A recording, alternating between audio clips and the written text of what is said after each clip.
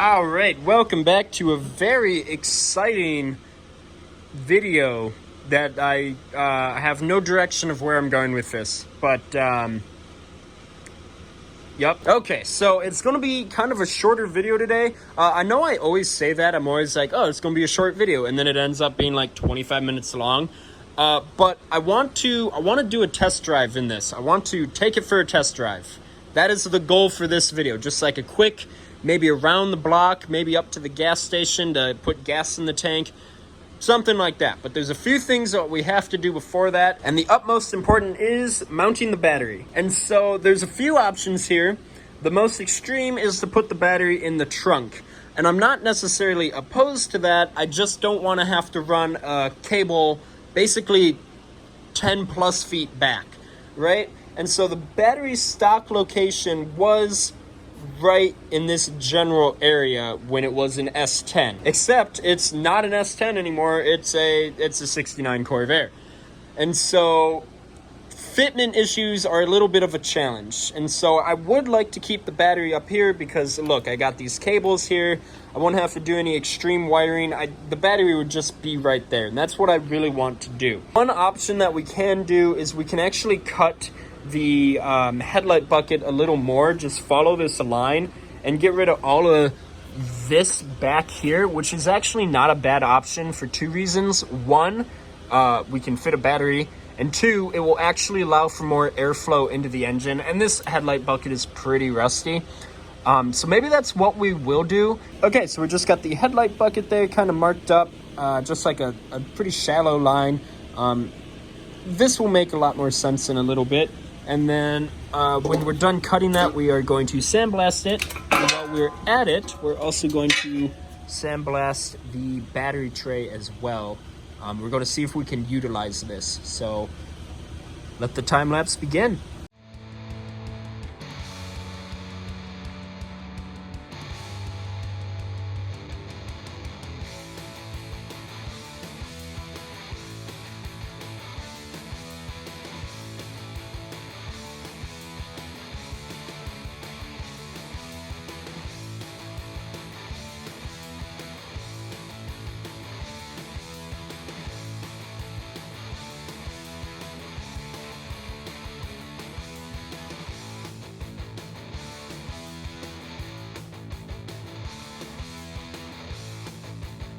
You know,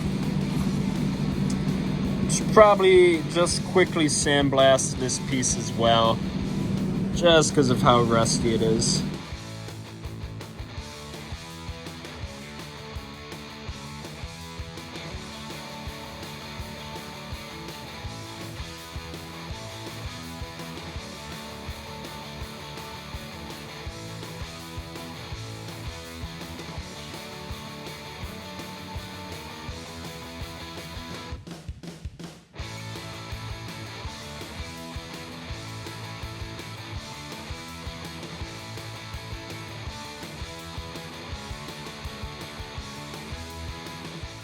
So we got all the parts painted. I wasn't going to sandblast that, but I was like, I probably should. And just look at that. Look at how pitted that is there. And that just shows like how acidic mouse urine is. Because that's not water, that's from a mouse. So we're gonna let that dry, and then we'll assemble everything.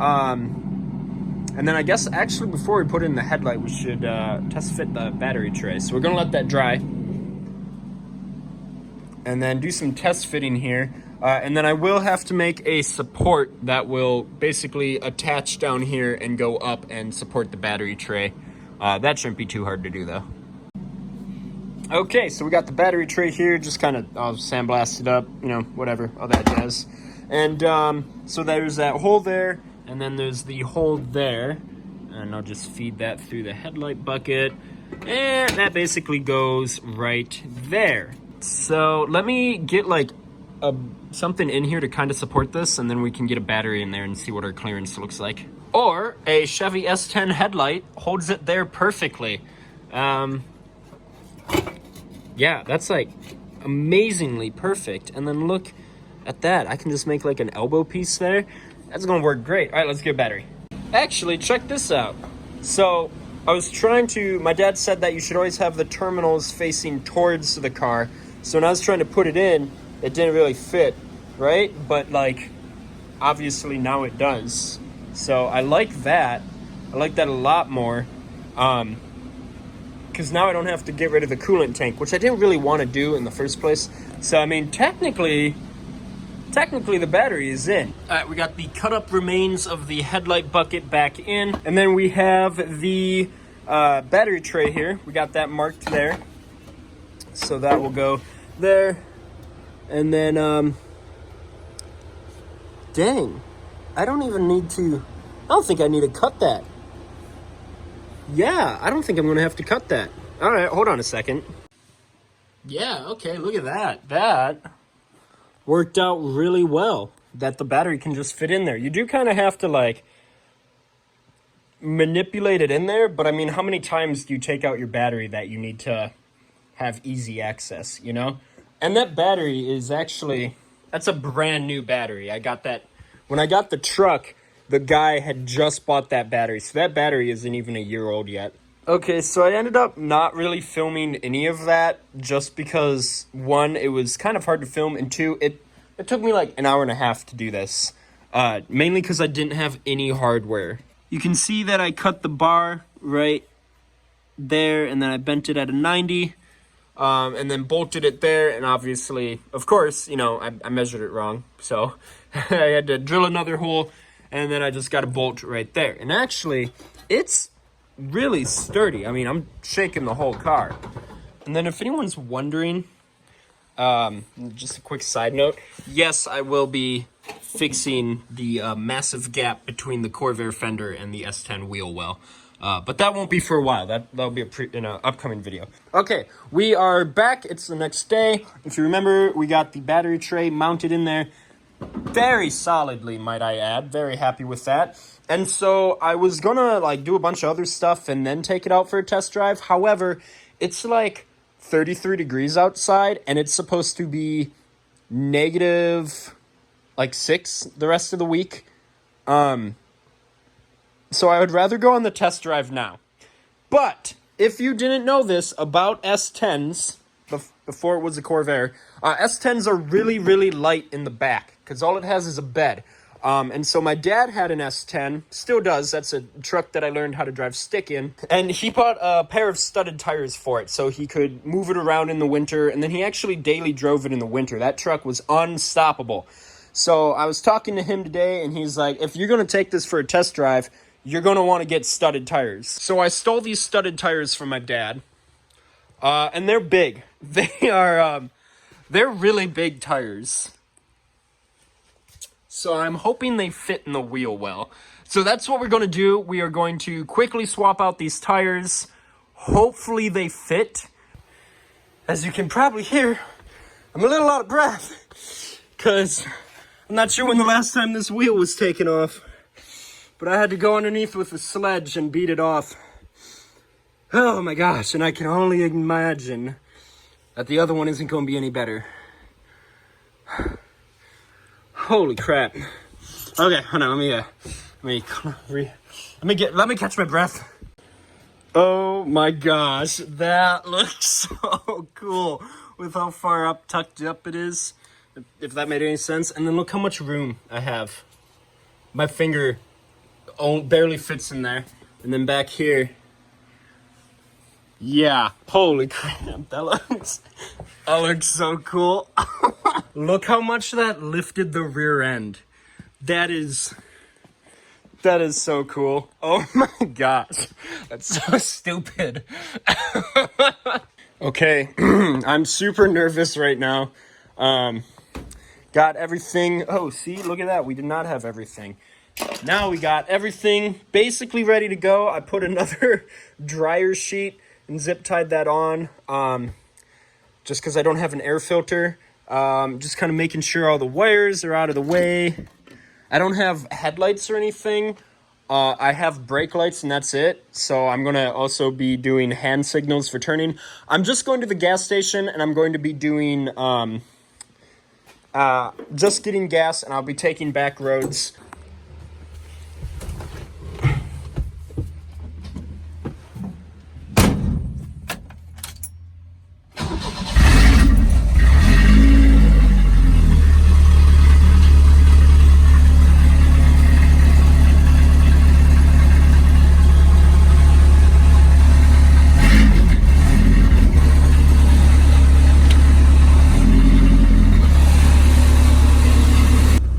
we got good oil pressure.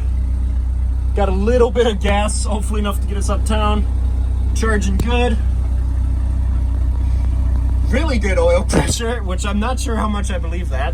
All right, moment of truth. Let's do this. One thing that sucks is the massive hole between that is daylight right there and the other one over there.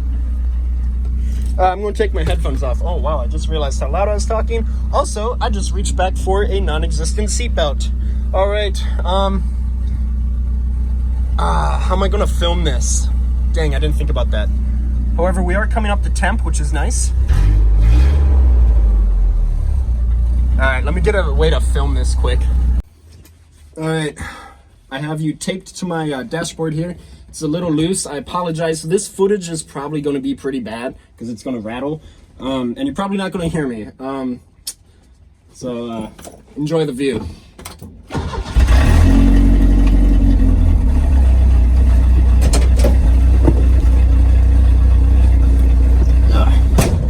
All right, nothing's stopping us now.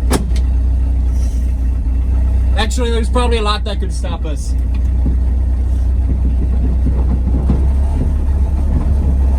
Oh, cool, we got an airbag light. And I don't have seatbelts. Did I tell you that? That's a little scary.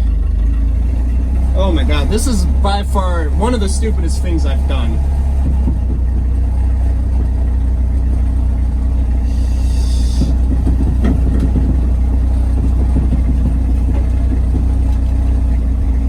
Here we go, into the road.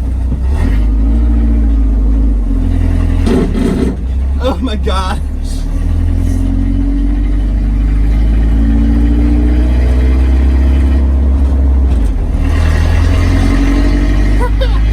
Oh my God.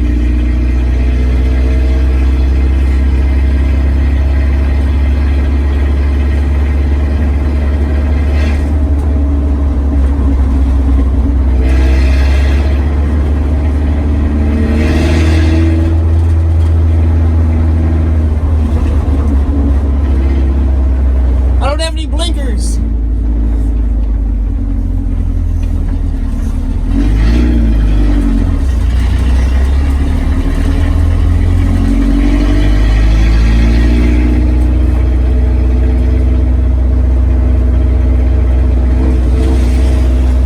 Everyone's waving at me.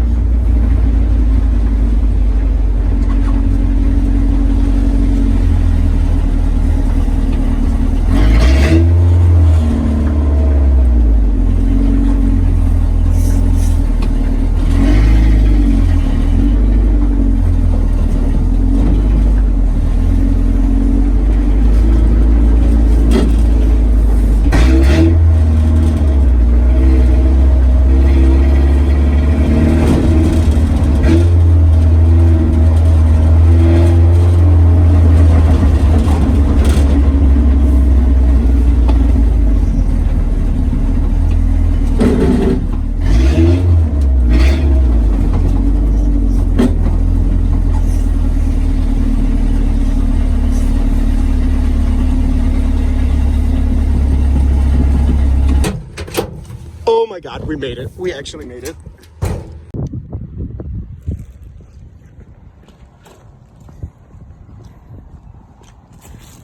All right.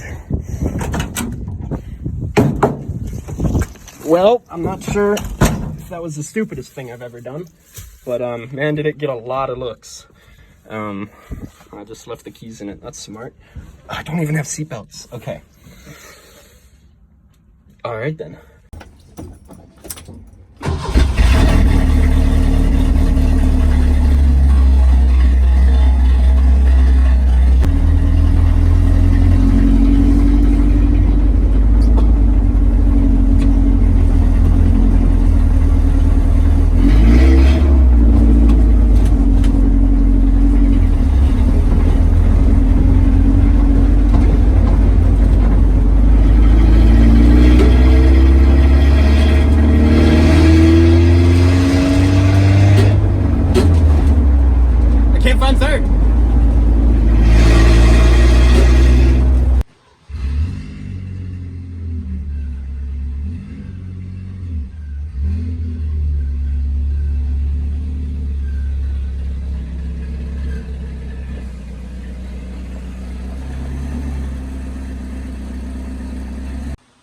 my camera like died right as I was about to pull it into the garage, but I just want to quick say, I have not seen the cowl induction hood on with the headlights.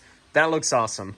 Oh, look at that. And the car is no longer in the garage. And it's just one Corvair now. Oh well. So we're going to call it for the video. I know this one was kind of shorter, but I really wanted to drive it, and I was like, I wasn't even going to make a video.